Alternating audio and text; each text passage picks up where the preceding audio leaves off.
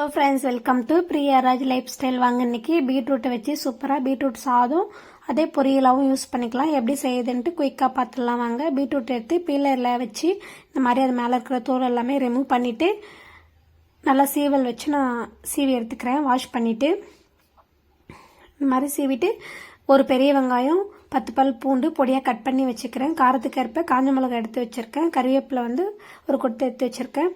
மிளகா உங்கள் காரத்துக்கு ஏற்ப நீங்கள் இன்னும் கூட சேர்த்துக்கலாம். ஸ்டவ் ஆன் பண்ணிவிட்டு ஒரு கடாய் வச்சுக்கிறேன். இது கூடவே 2 ஸ்பூன் எண்ணெய் சேர்த்துக்கிறேன். எண்ணெய் நல்லா சூடாகட்டும். இது கூட 1 ஸ்பூன் கடுகு சேர்த்துக்கிறேன். ஒரு ஸ்பூன் உளுத்தம்பருப்பு சேர்த்துக்கிறேன். கண்டிப்பாக சேர்த்தே ஆகணும் உளுத்தம்பருப்பு, அப்போ தான் நல்லாயிருக்கும். 1/2 ஸ்பூன் சீரகம், எடுத்து வச்ச காஞ்ச மிளகாய் இந்த மாதிரி 1-2 கிள்ளி சேர்த்துக்கிறேன்.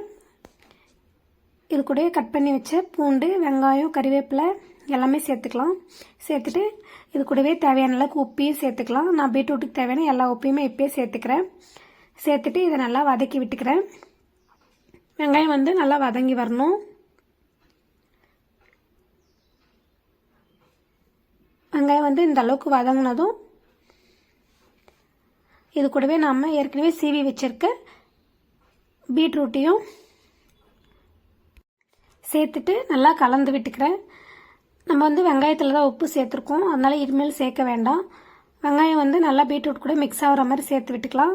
உப்பு எல்லாத்துக்கூடமே நல்லா கலந்து வந்துடும். இந்த மாதிரி நல்லா பெரட்டி விட்டுக்கலாம். ஒரு 20 செகண்டுக்கு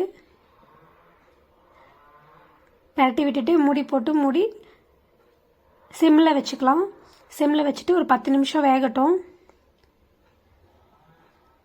தண்ணியெலாம் ஊற்றணுன்ற அவசியம் இல்லை.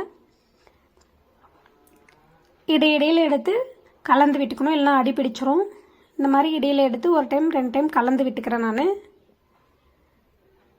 10 நிமிஷத்துக்கு சிம்லேயே வச்சா போதும். மீடியம்லாம் வச்சா தீஞ்சு போயிடும். அவ்வளோதான், இப்போ ரெடி ஆயிடுச்சு.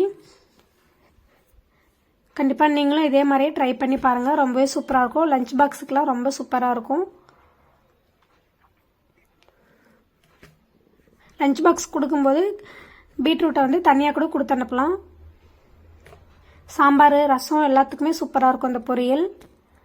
இந்த மாதிரி நான் 1 கப்பு சாதம் எடுத்துக்கிறேன். அது கூட தேவையான அளவுக்கு பீட்ரூட்டையும் சேர்த்து நல்லா கலந்து விட்டுக்கலாம். பீட்ரூட் சாதம் ரெடி ஆயிடுச்சு.